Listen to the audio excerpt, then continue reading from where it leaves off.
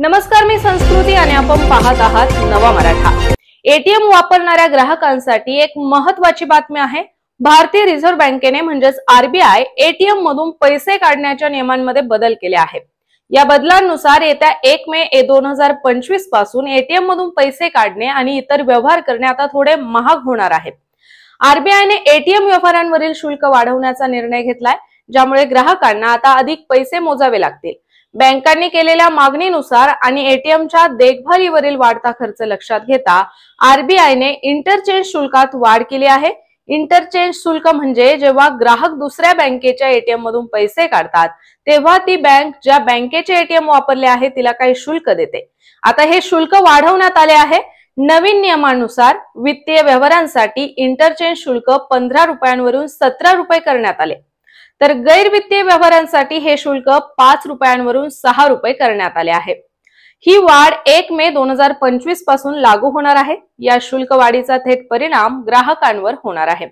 बहुतेक बँका त्यांच्या ग्राहकांना महिन्यामध्ये काही निश्चित एटीएम व्यवहार मोफत देतात। या मोफत व्यवहारांची संख्या संपल्यानंतर प्रत्येक व्यवहारासाठी शुल्क आकारले जाते। आता या शुल्कातही वाढ करण्यात आली आहे। यापुढे ग्राहकांना मोफत व्यवहारानंतर प्रत्येक व्यवहारासाठी 21 रुपये शुल्क भरावे लागणार आहे, जे यापूर्वी 20 रुपये होते। आरबीआयच्या म्हणण्यानुसार एटीएम सेवा पुरवणाऱ्या बँकांवरील वाढता खर्च आणि पायाभूत सुविधांच्या देखभालीचा खर्च लक्षात घेता हे शुल्क वाढवणे आवश्यक होते। बँकांना एटीएम चालवणे आणि त्यांची देखभाल करणे अधिक सोपे जावे यासाठी हा निर्णय घेण्यात आलाय। तसेच शहरांनुसार मोफत एटीएम व्यवहारांची मर्यादा वेगवेगळी असते। सामान्यतः मेट्रो शहरांमध्ये ग्राहक त्यांच्या बँकेच्या एटीएम मधून 5 वेळा आणि इतर बँकांच्या एटीएम मधून 3 वेळा मोफत व्यवहार करू शकतात, तर गैर मेट्रो शहरांमध्ये ही मर्यादा थोडी जास्त असते। त्यामुळे जे ग्राहक नियमितपणे एटीएमचा वापर करतात आणि मोफत व्यवहारांची मर्यादा ओलांडतात त्यांना आता अधिक शुल्क भरावे लागणार आहे।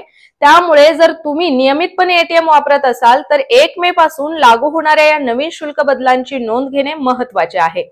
अनावश्यक शुल्क टाळण्यासाठी आपल्या बँकेच्या नियमांनुसार मोफत व्यवहारांची मर्यादा लक्षात ठेवा आणि त्यानुसार आपल्या एटीएम वापराचे नियोजन करा। तर अशाच माहितीपूर्ण बातम्यांसाठी चॅनलला सबस्क्राइब करायला विसरू नका।